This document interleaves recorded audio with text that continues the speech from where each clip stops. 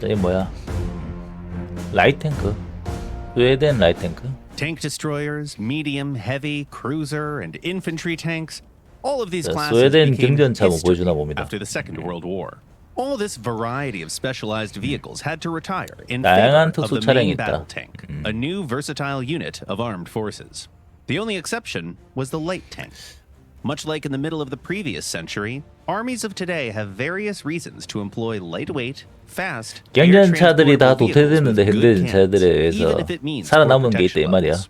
The Swedes had quite a number of such designs in the 스웨덴 1960년대 mid-1960s, 중반. although most of them were based on outdated platforms. The IKV-72 SPG, the STRV-74 tank, and other similar projects were clearly temporary solutions. The nation needed something fresh, preferably with a future-proof design.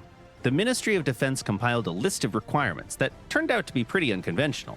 The future light tank was designated an infantry support combat vehicle. It was supposed to provide fire support with heavy arms on 대부분의 any 경전차들이 terrain, 역할이 including the forests 그 and 뭐냐 marshes of the 보병 nation's 수송 north. 뭐죠? It was also supposed to be amphibious and have a 수송 mass 차량이죠. lower than 15 tons to be able to cross any bridge and wade rivers without extensive preparation. In terms of firepower, it was to be armed with a low-recoil 90mm cannon specifically developed for lightweight platforms. And the final requirement was wide elevation angles, no less than 10 degrees down and 20 degrees up. Unconventional specs make contending companies bring unconventional designs.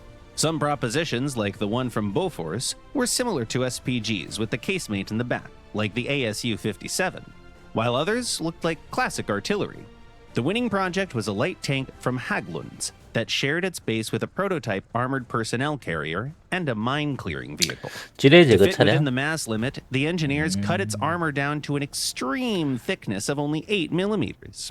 Still, the Swedes tried to preserve at least some kind of protection level. The front of the hull was shaped after the pike nose, similar to the IS-3 that once impressed the world, while the turret was sloped. The powerful Volvo engine was placed at an angle to save space in the compartment. Designated the IKV-91, this vehicle joined 자, service 그래서 in the early IKV-91이 1970s. 나왔다. As an assault 우일이. gun whose primary mission was destroying enemy tanks, it was a great reinforcement for the Swedish Centurion and STRV-103 MBTs. Despite its unreliable engine, it remained in service all the way into the early 2000년대까지 2000s. 운영되었다.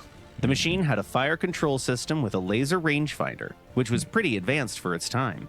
It could easily play the role of tank destroyer on the 목적이 battlefield. 뭐지 이거? 빠르게 Fortunately, no 기동해서 conflict ever 뭐 came, 거점을 and these 점령하고 뭐 이런 specialized 건가? vehicles were replaced with the versatile CV-90 and 화력 Leopard 2 지원인가? tanks.